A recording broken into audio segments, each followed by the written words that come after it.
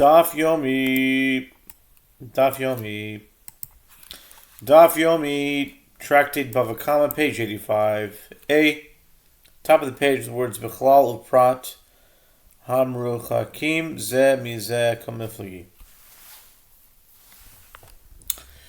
Rabbi Yehuda Hanasi and Ben Azai disagree over whether the hermeneutical principle of a generalization and a detail is applied with regard to a generalization and a detail that are distant from each other. When a generalization is followed by a detail, the halacha applies only in the case specified in the detail.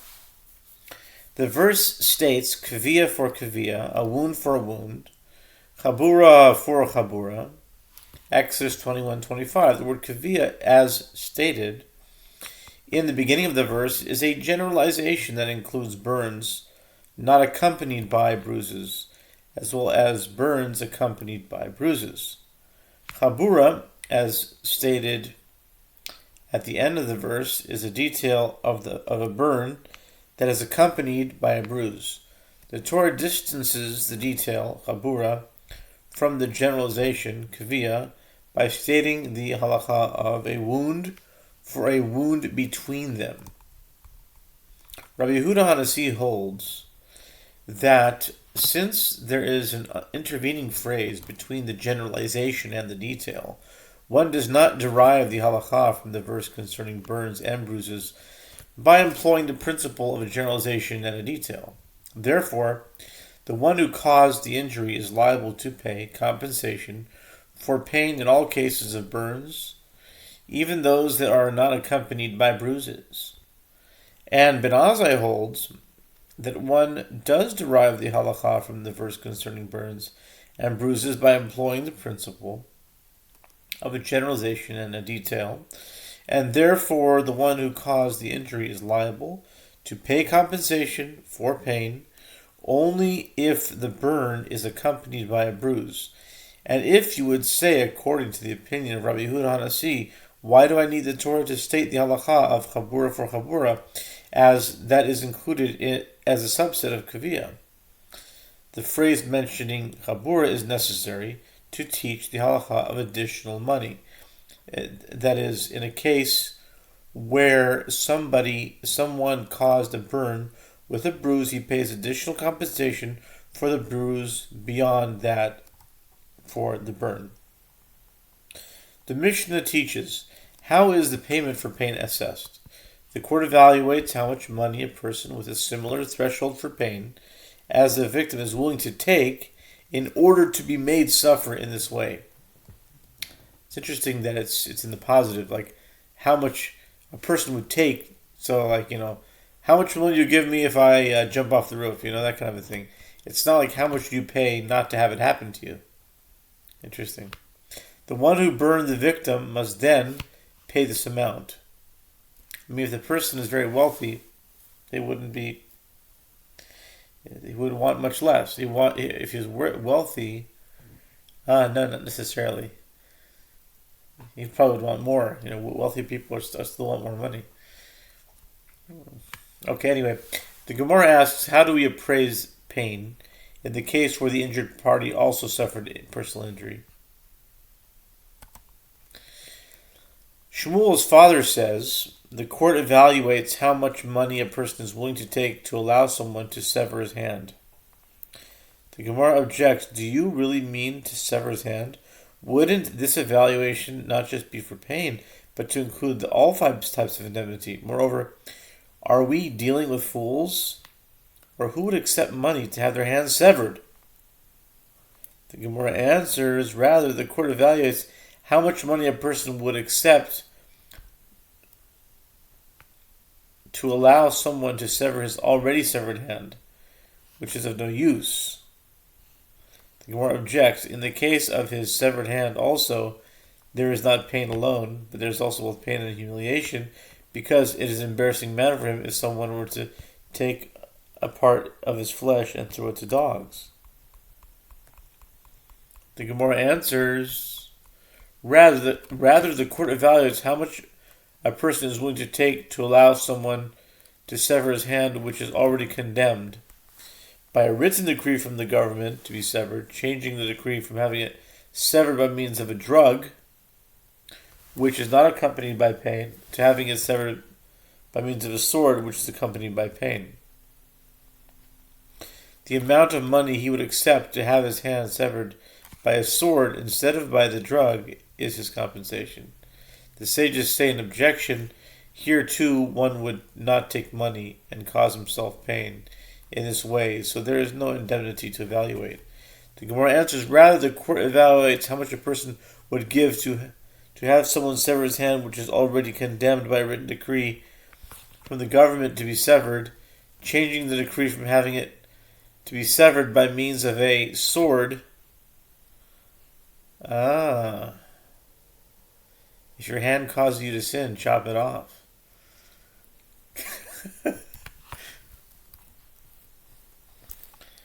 By means of a sword which is accompanied by pain, to having it severed by means of a drug which is not accompanied by pain. The Gemara objects, if this is the case, then this wording of the Mishnah, to take, is imprecise. It should have said to give. Rav Huna, the son of Rav Yehoshua, said, the Mishnah means that the court evaluates how much this one, the injured party, will take from that one, that is the one who caused the injury, based on what this man, the injured party, would have given to the government to have his hand severed by a drug rather than with a sword.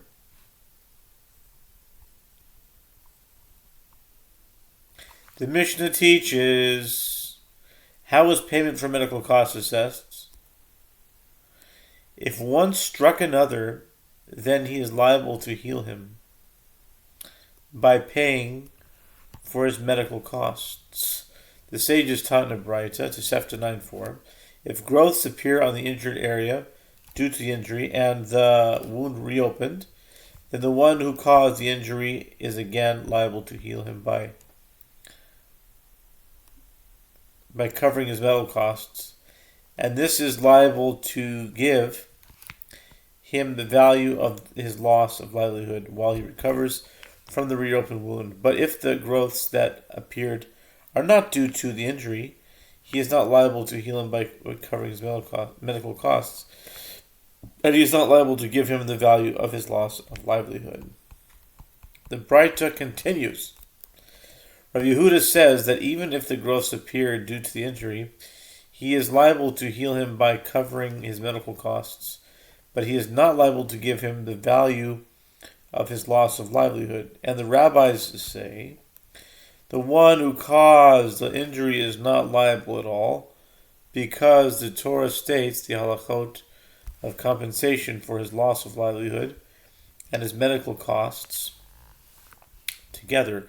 This teaches that anyone who is liable to pay compensation for loss of livelihood is also liable to pay compensation for medical costs, and anyone who is not liable to pay compensation for loss of livelihood is also not liable to pay compensation for medical costs. The Gemara asks, with regard to what do they disagree?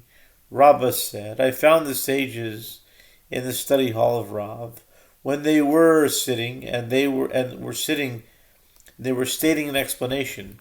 Here Rabbi Yehuda and the rabbis disagree about whether a wound may be wrapped in a bandage. In other words, whether one is permitted to bandage his wound to lessen the pain at the risk of causing damaging side effects.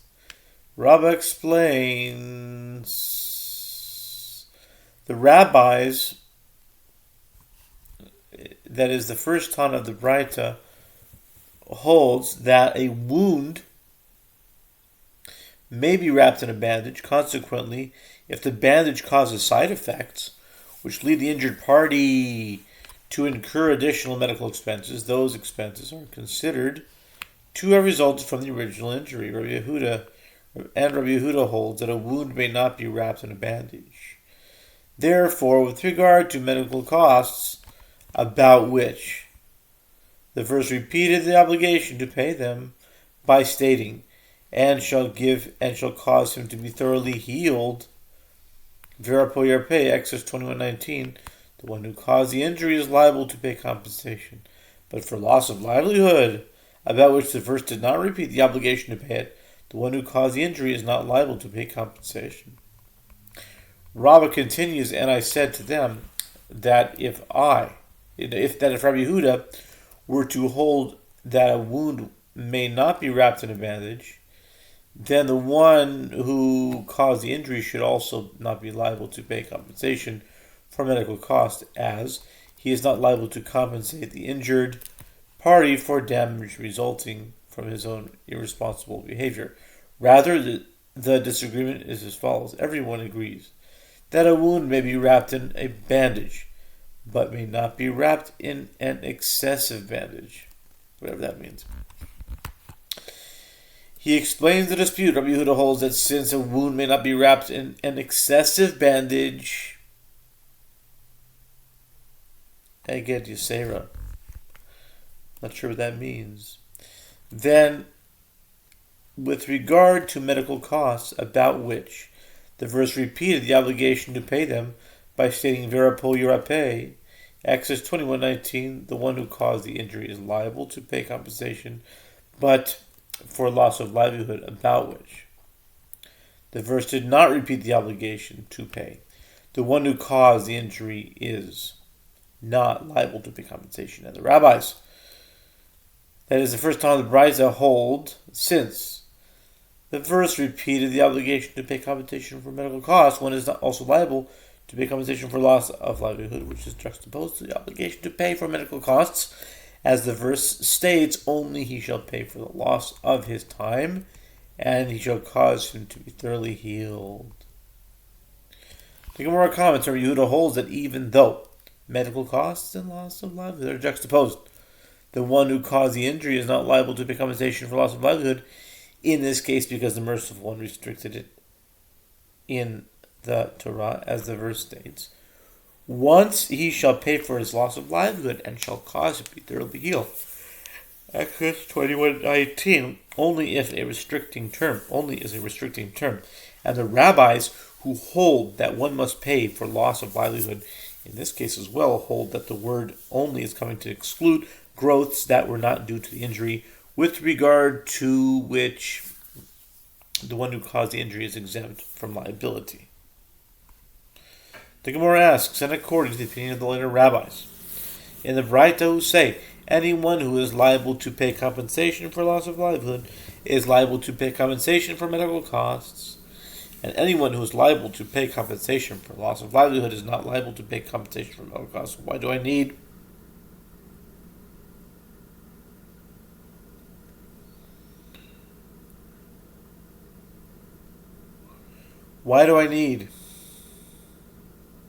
That was, how do I account for the fact that the verse repeated the obligation to pay medical costs? The Gemara answers, it is necessary for that which the school of Rabbi Ishmael taught, as it is taught in Braita, that the school of Rabbi Ishmael taught, when the verse states, and shall cause him to be thoroughly healed, Exodus 20:19, is derived from here that permission is granted to a doctor to heal, and it is not considered to be an intervention counter to the will of God. See here? I think we'll stop here for now. We'll do part B.